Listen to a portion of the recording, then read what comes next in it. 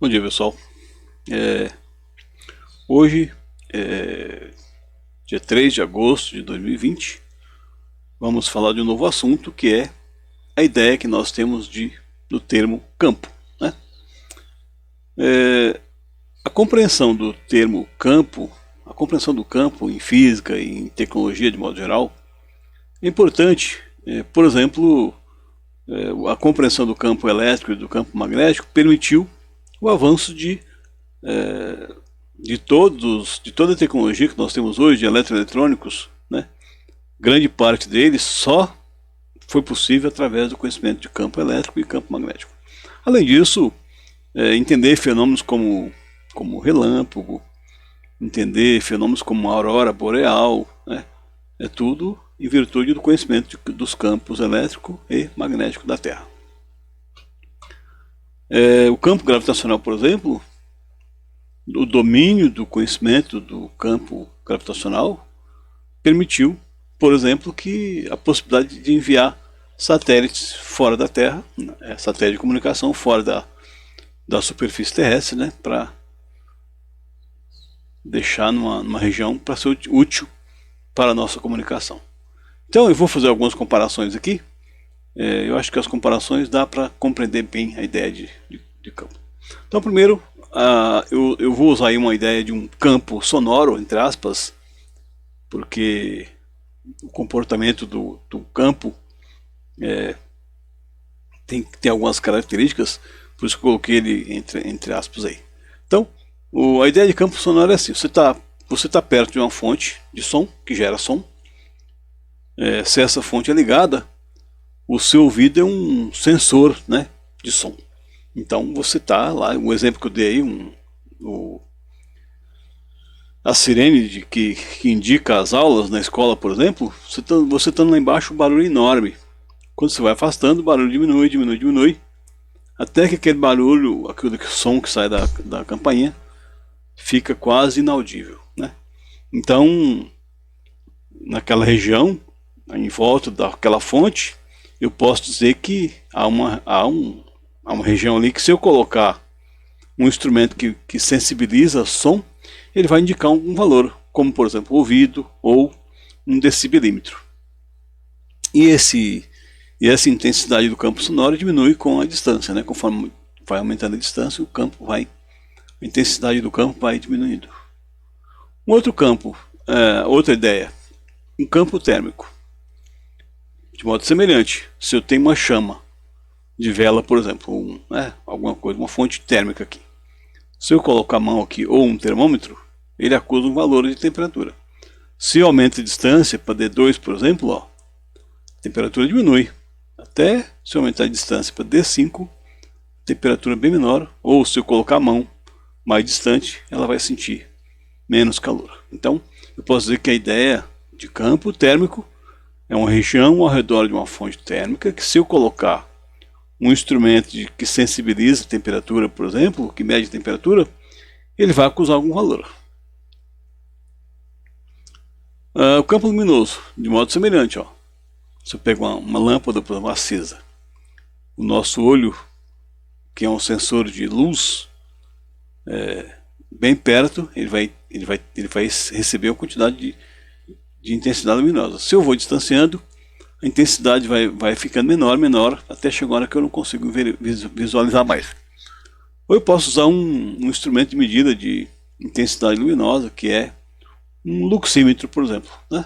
Então, conforme eu vou distanciando, ele vai sempre acusando valores menores, até ficar bem baixinho o valor. Então eu posso dizer que, ao redor de uma fonte luminosa, eu tenho uma região que, se eu colocar um instrumento de medida de luz, ele vai acusar algum valor. De modo semelhante, o campo gravitacional, né? Se eu tenho uma massa, por exemplo, né? A ideia do campo gravitacional, a gente sente quando anda, quando cai, por exemplo, que a gente sente que é atraído para o centro quando alguma coisa, uma pedra cai, por exemplo, né? Ela está sendo atraída pelo planeta, pela Terra. Só que o físico Isaac Newton descobriu que não é só um planeta inteiro que que tem campo gravitacional. Qualquer corpo que tem massa, ele gera em volta dele um campo, né, uma região, uma deformação, uma região que nós chamamos de campo gravitacional. Então, qualquer massa, se eu tenho uma massa, por exemplo, vou pegar o caso da Terra, lá no centro eu tenho um campo gravitacional. Se eu vou distanciando, esse campo vai ficando menor, menor, menor, até ficar bem fraquinho, né? Bem longe. E não é só o planeta, pode ser qualquer massa, né? O Isaac Newton mostrou que a intensidade do campo gravitacional depende da massa daquele corpo e a distância que você coloca outro corpo ao redor dele, né? Distância D aqui, ó. Então, se eu dobrar a distância, a intensidade cai quanto? Dobrei 2 ao quadrado, 4. Então cai 4 vezes.